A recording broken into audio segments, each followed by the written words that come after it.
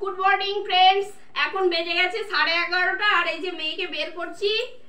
তো আপনারা দেখতেই পাচ্ছেন, বোতামটা আটকাও না, এই বোতাম আটকে দিচ্ছি। আজকে মেয়ের স্কুলের রেজাল্ট 28 তারিখ আজকে। তো আজ ওর 1 থেকে 2 এ উঠতে পারবে কিনা জানি না, এই যে স্কুলে গেলেই জানা যাবে। পাস করতে পারবি তো? আমি পারবো।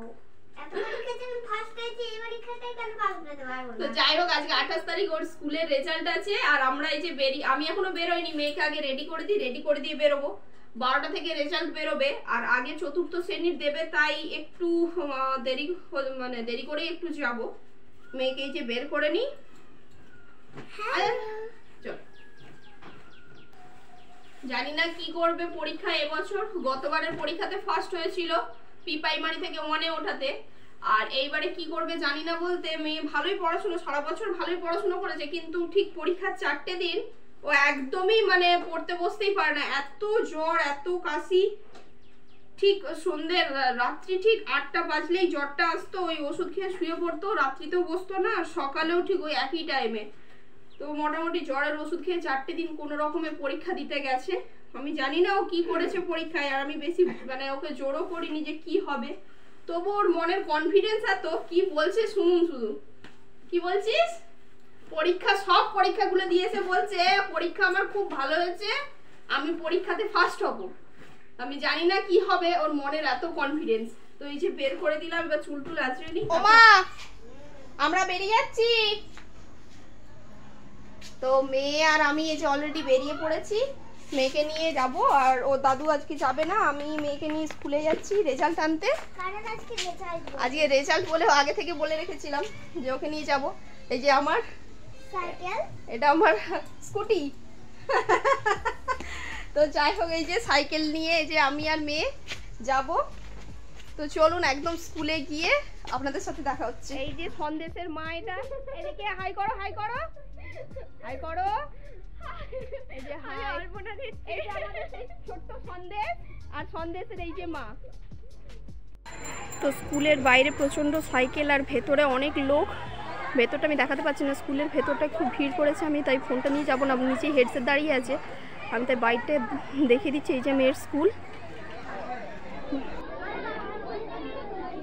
প্রচন্ড ভিড়। এখানে লিস্ট টাঙিয়ে দিয়েছে, আর লিস্টের মধ্যে আমি দেখতে পাচ্ছি প্রচন্ড ভিড়। ক্লাস 1।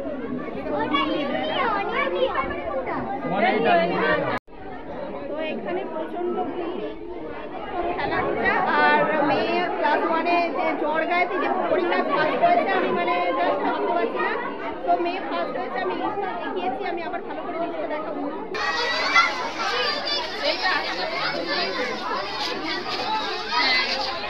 এবারে যাই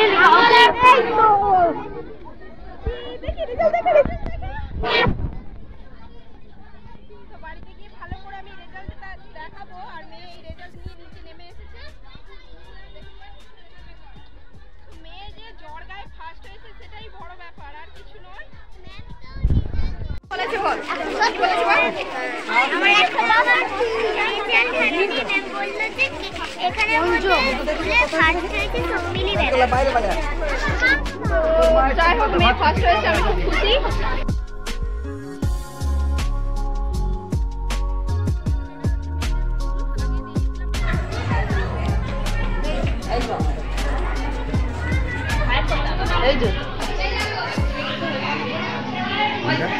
আরে 30-এ এইটা তো নাকি ডাল 335।